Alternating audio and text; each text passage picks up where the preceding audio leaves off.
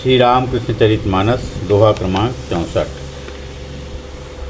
झाम पुकुर कै मित्र परिवारा ता प्रभु तात पियारा तानित करही देव सेवकाई पठन करही कछु श्रुहिद गदाई भये शीघ्र हरि सकल पियारा कारण सहज सरल व्यवहारा एक दिवस श्री राम कुमारा बोले बचन कठोर पियारा परिजन पोषण करन गुजारा हो वही विद्या सहज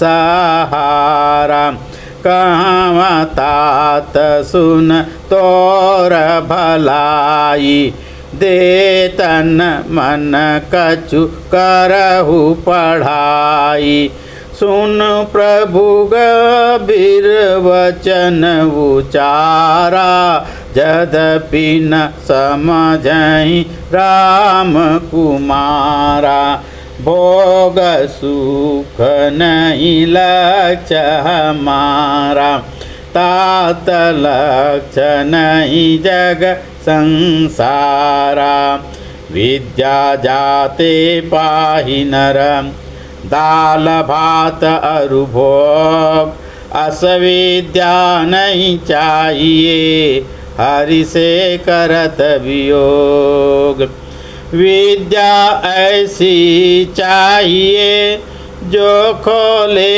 ही द्वार जाते जीवन सफल हो जग का उतार माँ के पावन चरित का करना चाहत मैं गान सकल देव पद विनय मम करो सदा कल्याण नर लीला हरि कर रहे हो वहु जाय सहाय कागर का विधि अवतर हूँ लक्ष्मी करत उपाय। और इधर बालक गदाधर जो है, किशोर गदाधर जो है, अपने भाई अग्रद के साथ आकर के झाम पुकुर कै मित परिवारा ता प्रभु सहतात पियारा।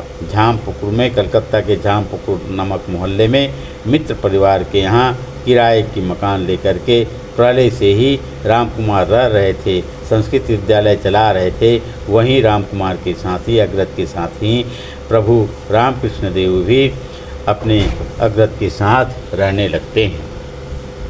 तहनित करहि देव सेवकाई पठन करहि कछु श्रुहिद गदाई भये शीघ्र हरि सकल पियारा कारण सहज सरल व्यवहारा। वहाँ रह करके प्रभु गदाधर जो हैं नित्य देव सेवा घर में जो रखे हुए थे उनकी भी सेवा, उस देव की भी सेवा, और अन्य यजमान लोगों के घर में जा कर के जो मूर्ति स्थापित है उनकी भी देव सेवा करने लगे। और साथ ही साथ पठन करहि कछु सुहृद गदाई, प्यारे गदाई जो हैं, सुहृदय अच्छे हृदय वाले जो गदाई हैं, प्यार से भरे हुए हृदय वाले जो गदाई हैं, गदाधर हैं, वे कुछ कुछ पठन भी करने लगे। भय शीघ्र हरि सकल प्यारा, प्रभु जो हैं बालक गदाधर जो हैं समस्त लोगों का, मोहल्ले में रहने वाले सभी लोगों का अत्यंत प्यारे हो जाते हैं। क्यों न हो, क्योंकि कारण सहज सरल व्यवहारा, सहज और सरल व्यवहार के कारण प्रभु जो है सभी लोगों के प्यारे हो जाते हैं। एक दिवस श्री राम कुमारा बोले वचन कठोर प्यारा।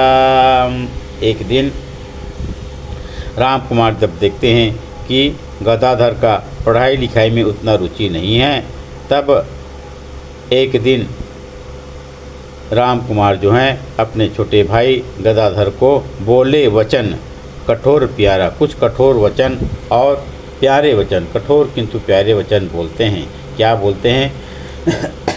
परिजन पोषण करन गुजारा, हो वही विद्या सहज सहारा। कहम तात सुन तोर भलाई, दे तन मन कछु करहु पढ़ाई। राम कुमार जो हैं बालक गदाधर के जो अग्रज हैं, वे कहते हैं गदाधर जी से, प्रभु से कहते हैं कि हे भाई सुनो, हे तात सुनो कि परिजन को पोषने के लिए और अपने जीवन की गुजारा करने के लिए यह जो विद्या है, लौकिक विद्या है, स्कूली विद्या है, बहुत ही सहायक होती है। इसलिए तुम कुछ कहूँ तात सुन तोर भलाई, तुम्हारे भलाई के लिए मैं कहता हूँ कि दे तन मन कछु करूँ पढ़ाई, तन मन लगा करके कुछ पढ़ाई कर लो। ऐसे वचन को सुन करके सुन प्रभु गंभीर वचन उचारा, यद्यपि न समझई राम कुमारा। राम कुमार के ऐसे वचन को, विनय, कठोर और प्रिय वचन को सुन करके गदाधर जो हैं, जिनकी उम्र 16-17 वर्ष की हो गई थी, वे गंभीर हो जाते हैं और गंभीर होकर के कहते हैं अपने अग्रज से, क्या कहते हैं? यद्यपि न समझे राम कुमारा। राम कुमार यद्यपि अपने छोटे भाई की बात को समझ नहीं पाते, फिर भी छोटे भाई बालक गदाधर जो हैं अपने अग्रज से कहते हैं, क्या कहते हैं? भोग सुख नहीं लक्ष्य हमारा, तात लक्ष्य नहीं जग संसारा। हे तात, हे बड़े भैया, भोग, इस जीवन में भोग सुख करना हमारा जीवन का लक्ष्य नहीं है। यह जगत संसार में कुछ प्राप्त कर लेना, लौकिकता को, भौतिकता को प्राप्त कर लेना, जो इंद्रियों की तुष्टि करता है, ऐसे सुख भोग की सामग्री को प्राप्त करना मेरे जीवन का लक्ष्य नहीं है। विद्या जाते पाहि नर, दाल भात अरु भोग, असविद्या नहीं चाहिए, हरि से करत वियोग।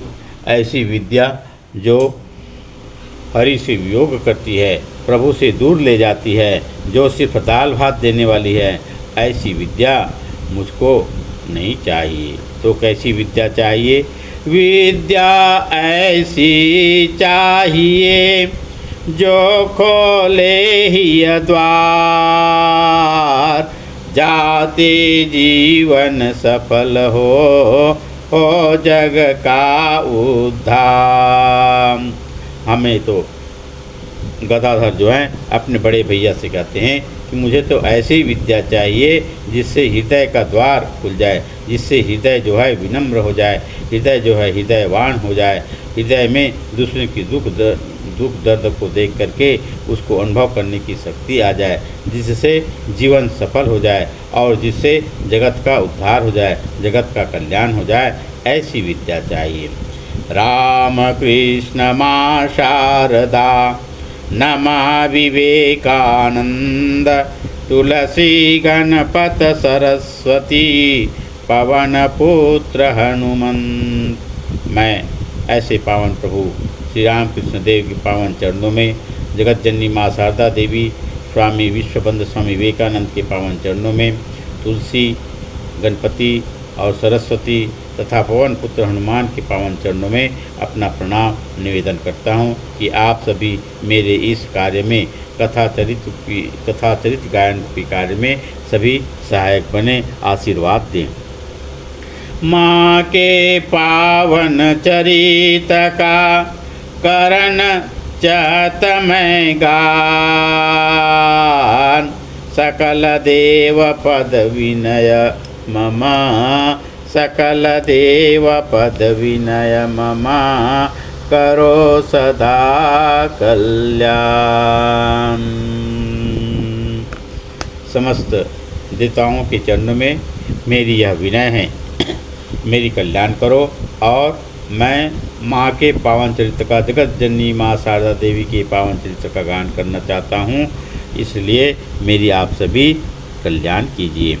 नर लीला हरि कर रहे, होवहु जाय सहाय, का घर का विधि अवतरहूँ, लक्ष्मी करत उपाय। परमात्मा भगवान विष्णु जो हैं इस प्रकार से धराधाम में अवतरित होकर के कमारपुकुर में नाना प्रकार से लीला किए, और कमारपुकुर से चल करके अभी कलकत्ता में आए हुए हैं, झामापुकुर में रहते हैं, वहाँ भी नाना प्रकार से वे लीला कर रहे हैं। उनकी लीला को ऊपर वैकुंठ धाम से माँ सरस्वती, माँ लक्ष्मी जो हैं देखती हैं और मन ही मन विचार करती हैं कि मैं भी धराधाम में अवतरित होकर के, मृत्यु लोक में अवतरित होकर के प्रभु की लीला में सहायक बनूं।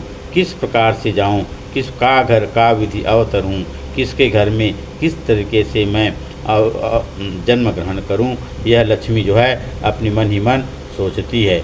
बोलिए भगवान श्री राम कृष्ण देव की जय। जगत जननी माँ शारदा देवी की जय। विश्वबंद स्वामी विवेकानंद जी महाराज की जय।